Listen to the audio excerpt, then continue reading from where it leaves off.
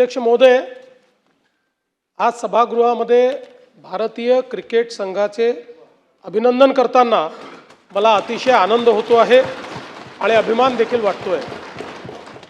भारतीय क्रिकेट संघाने 2026च्या T20 विश्वचषक स्पर्धेत शानदार कामगिरी करत अंतिम सामन्यामध्ये न्यूझीलंड संघाचा पराभव केला आणि 96 धावांनी विजय मिळवला। या विजयासह भारताने तिसऱ्यांदा T20 विश्वचषक जिंकला। 3 वेळा T20 विश्वचषक जिंकणारा पहिला देश हा आपला भारत झालेला आहे। तसंच सलग दुसऱ्यांदा T20 चषक जिंकणारा देखील पहिला देश आपला भारत झालेला आहे। जगातल्या सर्वात मोठ्या अशा अहमदाबाद येथील नरेंद्र मोदी स्टेडियमवर जो अंतिम सामना झाला त्यात भारताने 20 षटकांमध्ये 5 बाद 255 धावांचा विक्रमी डोंगर हा त्या ठिकाणी उभा केला।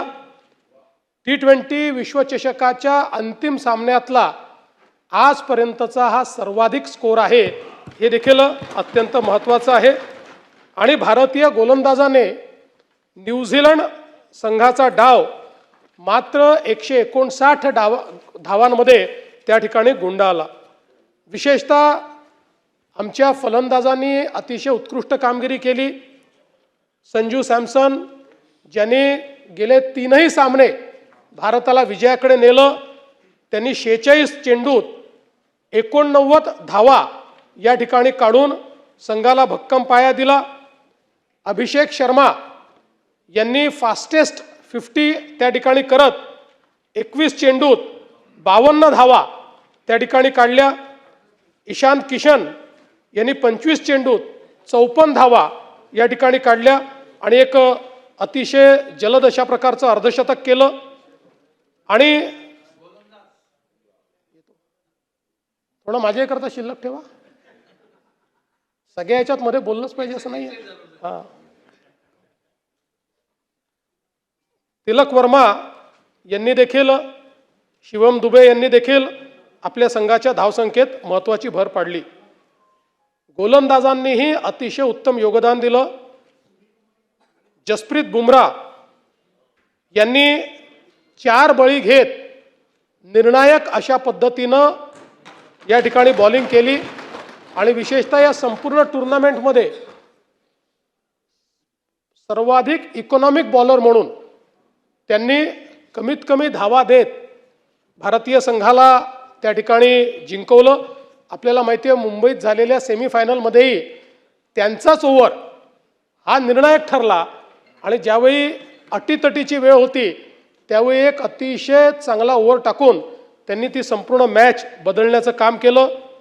अक्षर पटेल यांनी देखील 3 बळी घेऊन त्या ठिकाणी संघाला भक्कम आधार दिला आणि म्हणून फलंदाजी आणि गोलंदाजी या दोन्ही क्षेत्रामध्ये भारतीय चमूने अत्यंत उत्तम अशा प्रकारचं काम केलेलं आपण सगळ्यांनी बघितलं। आणि या संपूर्ण टुर्नामेंटमध्ये एका मॅचचा अपवाद वगळता आपली टीम सर्व मॅचेस त्या ठिकाणी जिंकली आणि एक उत्तम कामगिरी आपल्या टीमनी केली। म्हणून आपल्या या विधानसभेच्या माध्यमातून भारतीय टीमचे कर्णधार सूर्यकुमार यादव आणि प्रशिक्षक गौतम गंभीर यांचं देखील मी मनापासून अभिनंदन करतो।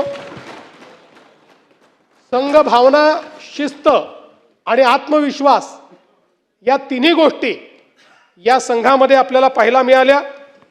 आणि विशेषतः ज्याचा मी उल्लेख केला की संजू सॅमसन यांचा ऐनवेळी संघामध्ये प्रवेश झाला, पण मला असं वाटतं की ही संपूर्ण टुर्नामेंट एक प्रकारे त्यांनीच गाजवली असं जर आपण म्हटलं तर ते चुकीचं होणार नाही। आणि विशेषतः वेस्ट इंडिज आणि इंग्लंड विरुद्ध त्यांची जी काही त्या ठिकाणी बॅटिंग होती ती निर्णायक ठरली आणि काल तर ठरलीच।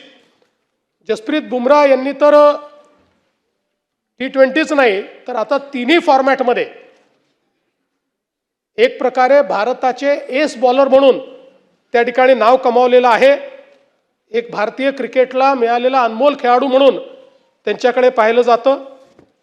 विशेषतः ईशान किशन यांचं देखील आपण विशेष अभिनंदन करूया, कारण अंतिम सामन्यापूर्वी एक दिवस आधी त्यांच्या घरी जवळचा अपघाती मृत्यू झाला. अशाही परिस्थितीमध्ये वैयक्तिक दुःख बाजूला ठेवून अत्यंत ताकदीनं ते मैदानात उतरले आणि आपल्या विजयाकडे त्यांनी आपल्याला नेलं. अशा धैर्यवान खेळाडूचं देखील मी विशेष अभिनंदन करतो. आपल्याला कल्पना आहे की भारतीय क्रिकेटचा जो गौरवशाली इतिहास आहे त्याची सुरुवात 1983 साली कपिल देव यांच्या नेतृत्वाखालील आपल्या टीमने ज्यावेळी वेस्ट इंडिजला हरवून पहिल्यांदा आपण विश्व चॅम्पियन झालो लॉर्ड्सवर, तिथनं सुरुवात झाली. 2007 मध्ये महेंद्रसिंग धोनी यांच्या नेतृत्वात पहिल्यांदा T20चे विश्वचषक आपण जिंकलं. 11 मध्ये एकदिवसीय विश्वचषक आपण जिंकलं आणि 2024 आणि 2026 पुन्हा T20 जिंकून आपण क्रिकेट या खेळामध्ये भारताचा डॉमिनन्स आणि भारतच या खेळाचा चॅम्पियन आहे हे आपण त्या ठिकाणी दाखवून दिलं. महाराष्ट्राला विशेष अभिमान हा आहे की कर्णधार सूर्यकुमार यादव हा आपले मुंबईचे आहेत. त्यामुळे त्या ठिकाणी शिवम दुबे देखील आपल्या मुंबईचे आहेत आणि मुंबईने अनेक महान खेळाडू आपल्या देशाच्या टीमला दिले आहेत. मुंबई आणि महाराष्ट्राचं क्रिकेटमधलं जे कॉन्ट्रीब्युशन आहे हे आपल्या सर्वांना माहिती आहे. आणि आज ही अतिशय आनंदाची गोष्ट आहे की आपल्या देशातले गावातले सामान्य खेळाडू देखील आज आंतरराष्ट्रीय स्तरावर खेळत आहेत आणि त्या ठिकाणी चॅम्पियनशिप जिंकतायत. आणि हे सगळ्या खेळाडूंचा जर आपण बॅकग्राऊंड बघितलं तर यातले अनेक लोक अतिशय गरीब अशा अवस्थेतनं आलेले, ज्यांचे आई वडील कुठेही मोठे नाहीत किंवा ज्यांच्याकडे पैसा नाही, असे सगळे खेळाडू आज खेळाचं नाव मोठं करतायत, आपल्या देशाचं नाव मोठं करतायत आणि एक प्रकारे करिअर ऑपॉर्च्युनिटी देखील त्या माध्यमातून मिळते.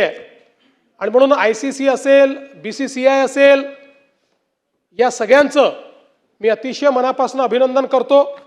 आणि या सभागृहाच्या वतीने हा अभिनंदनाचा प्रस्ताव पास करून त्याची एक प्रत ही आपल्या भारतीय टीमला पाठवावी अशी विनंती माननीय अध्यक्ष महोदय मी आपल्याला करतो.